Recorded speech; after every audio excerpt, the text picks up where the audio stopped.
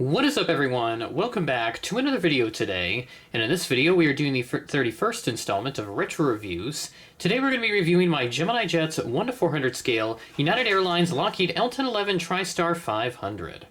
Connor once again is joining me for this retro review, the first time I've had a guest on here, so good afternoon, how are you doing? I'm doing wonderful. How are you doing, JJ? We're doing great. And a very lovely model here that I picked up from Airliners International 2024 in Kansas City, this lovely Tristar 500.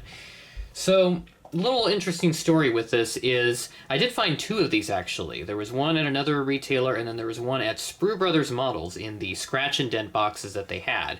Now, the model wasn't necessarily damaged on this, but the box was, so I ended up getting this for only $30, which is a really good deal for something like it, and that's pretty much why. The box is ripped right there on the cradle, but otherwise the rest of the model is fine.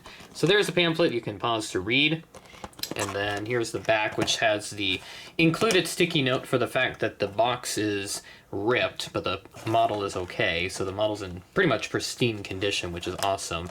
Released in November of 2018 it was, and the honor number on this is GJUAL 1689.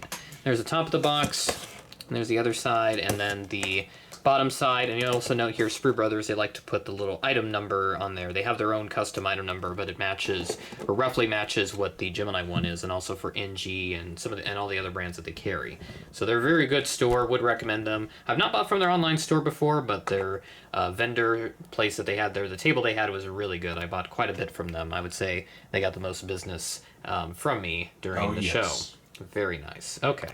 So now we'll go ahead and get started here. So starting off at the front, we've got the nose cone and the cockpit windows. We have a little emergency hatch up there, along with various panel details down there at the bottom. There's the L1 door and the nose landing gear down there, looking pretty good.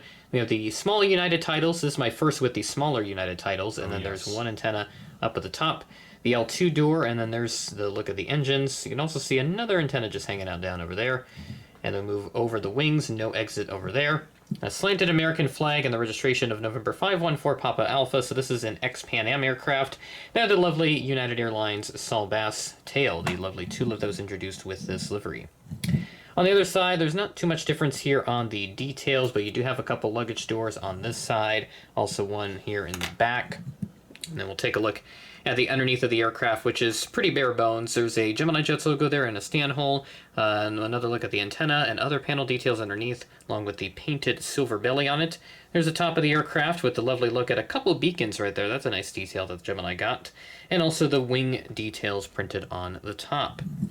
So overall, a very nice model, and I know Connor saw this once. I think he was planning to get it. Is that correct? Yes, I had an immense interest in it for sure, but it got away from me, so that's what happens. Yeah, that's what happens when you're at these shows. Models tend to get away from you, and that's just how it is. So what are your thoughts on this model then, Connor? Yeah, it's really nice. As I said, I had really good interest in it considering the price, and there was also the 1 to 200 one. There was a fully intact one for $150, which is a really great price considering the just overall desirability of this aircraft. So a beautiful looking plane, love all the colors on it. This is a really nice mold from Gemini Jets as well, and highly recommended any Tristar, but especially that Saul Bass United livery if you can find it.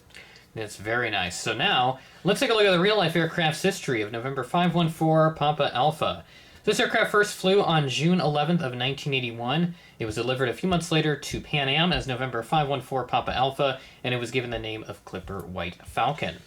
It was transferred to United in February 1986 when Pan Am sold their Pacific divisions, all their Pacific routes, to United, and they got the Tristars as well. But they didn't have them for very long. This one only lasted in United's fleet for a little over 2 years before it went to Delta as November 762 Delta Alpha.